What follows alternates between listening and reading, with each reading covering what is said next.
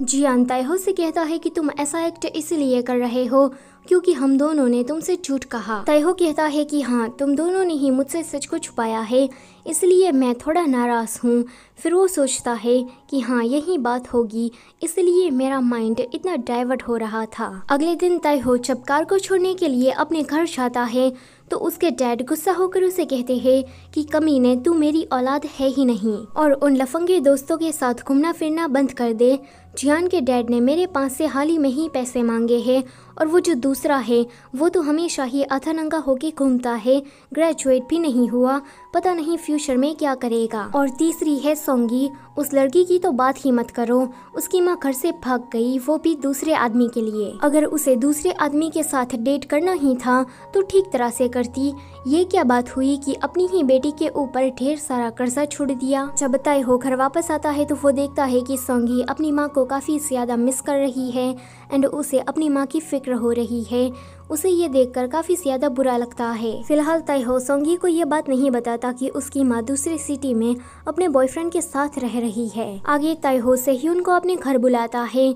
उसने पहले से ही सोंगी का सारा सामान उसके टेंट में बाहर रख दिया था। सेह्यून उसे पूछती है कि क्या तुम किसी लड़की के साथ रहते हो, तो वो मना करता है। आज तो ताइहो की रात रंगीन ही हो जाती, लेकिन बीच में सोंगी आ जाती है ये कहते हुए कि ताइहो, तुमने मेरा सामान बाहर क्यों फेंक दिया। लेकिन वो इन दोनों को ऐसी हालत में देखकर थोड़ा सरप्राइज होती है एंड वहाँ से चली जाती है। सेह्यून कहती है कि तुमने मुझसे झूठ बोला, तुम दोनों साथ में ही रहते हो, तुम ऐसा कब तक करने वाले हो।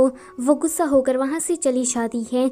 उसके जाने के बाद सोंगी उसके पास आती है एंड कहती है कि तुम्हें उसे रोकना चाहिए था एंड बात को क्लियर करना चाहिए था। लेकिन ताइहो सोंगी की हालत के बारे में उसे नहीं बताना चाहता था, इसीलिए वो चुप ही रहता है। फिर वो उसके क्लोज आकर कहती है कि तुमने अपने कपड़े क्यों उतारे थे।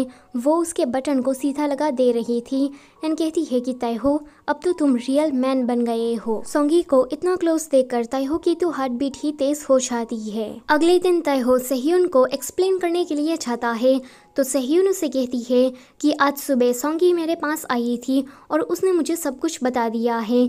यहाँ पर इन दोनों का फिर से पैचअप हो जाता है। दूसरी तरफ जियान के साथ सोंगी थी। सोंगी को किसी का कॉल आता है तो वो वहाँ से जाने लगती है। जियान उसे पूछता भी है कि क्या हुआ, लेकिन सोंगी उसे कुछ भी नहीं बताती। ताइहो सेह्यून के साथ सेमिनार देखने वाला था। वो दोनों बस जा ही रहे थे कि सोंगी का उसे कॉल आता है। सोंगी कहती है कि ताइहो, मैं अपनी माँ से मिलने के लिए जा रही हूँ, तो आज रात तुम मेरा इंतज़ार मत करना, क्योंकि आज रात मैं उन्हीं के ही साथ रुकने वाली हूँ। ताइहो उसे मना करने वाला था कि वो उसकी माँ से मिलने ना जाए, लेकिन सोंगी पहले ही कॉल को कट कर देती है। तो ताइहो ये देखकर उसके पास जाने लगता है। सेह्यून उसे कहती है कि मत जाओ। ताइहो कहता है कि इस बार मेरा जाना ज़रूरी है।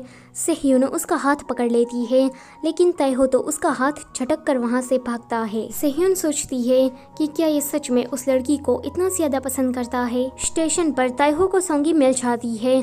तभी ही जियान का उसे कॉल आता है। ताइहो उसे सच बता देता है कि वो अभी सोंगी के साथ है एंड वो दोनों सोंगी की माँ से मिलने के लिए जा रहे हैं। जियान सोचता है कि वो अपनी माँ से मिलने के लिए जा रही है। उसने ये बात ताइहो को बताई, मुझे नहीं। उसे यहाँ पर थोड़ा बुरा लगता है। वो तो सोंगी के लिए रिंग भी खरीदने आया था, लेकिन वो ये सारी बातें सोचकर रिंग को वापस रख देता है। सोंगी अपने माँ के एड्रेस पर पहुँच जाती है। जैसे ही वो अपनी माँ को देखने वाली थी तो ताइहो उसकी आंखें बंद कर लेता है एंड कहता है कि मत देखो, लेकिन सोंगी उसका हाथ झटक देती है। वो देखती है कि उसकी माँ दूसरे आदमी के साथ बहुत ही ज्यादा खुश नजर आ रही है। उसे यहाँ पर एक शौक लगता है तो वो थोड़ी देर फ्रीज ही रहती है। उसके बाद वो ताइहो से कहती है कि तुम्हें पता था, इसीलिए तुम मेरे पीछे पीछे आए ना। ताइहो कहता है कि हाँ। वो कहती है कि अगर तुम्हें पता था तो तुम्हें मुझे बता देना चाहिए था ना। उसकी छोटी बेटी एलिमेंट्री स्कूल में पढ़ रही है एंड उसकी बड़ी बेटी पार्ट टाइम जॉब्स कर करके उसका कर्जा चुका रही है, लेकिन इस औरत को तो देखो, किसी दूसरे आदमी के साथ मजे कर रही है। क्या उसे अपनी बेटियों की कोई परवाह नहीं है?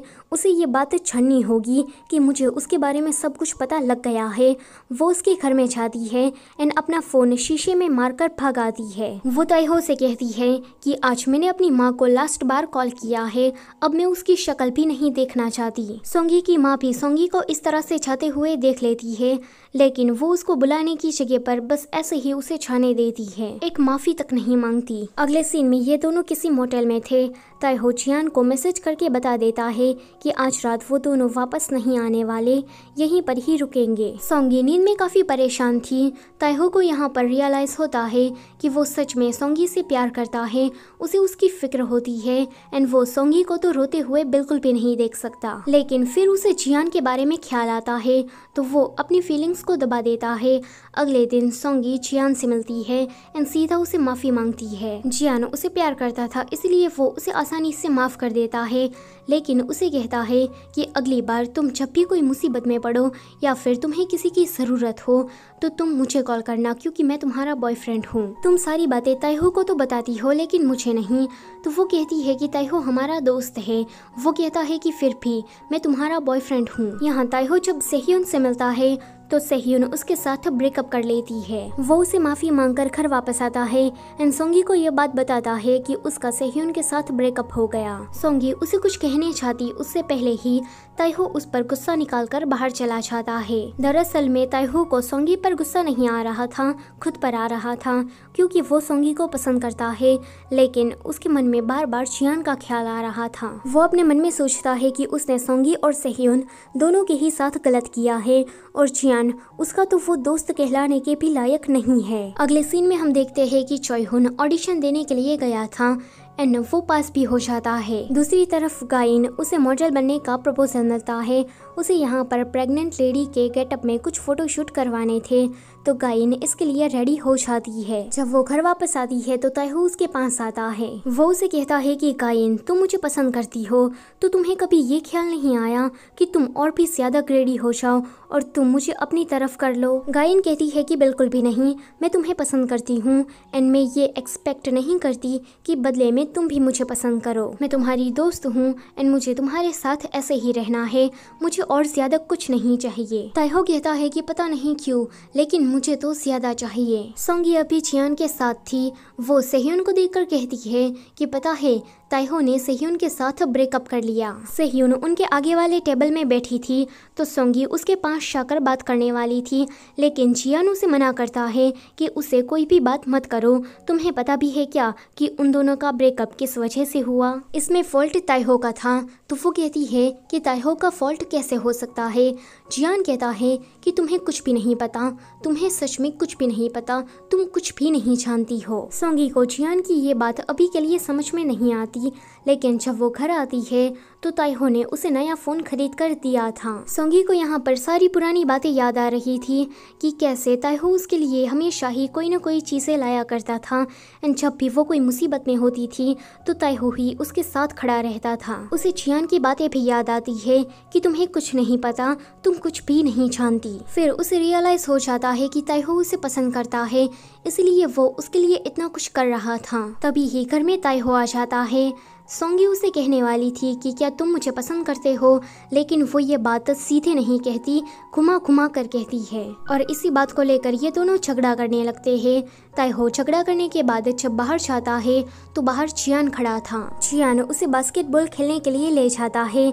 यहाँ पर वो उसे जीतने नहीं दे रहा था एंड बार बार उसे धक्का दे रहा था, तो ये देखकर ताइहो को उस पर गुस्सा आता है। वो दोनों एक दूसरे को थोड़ा पीटते हैं।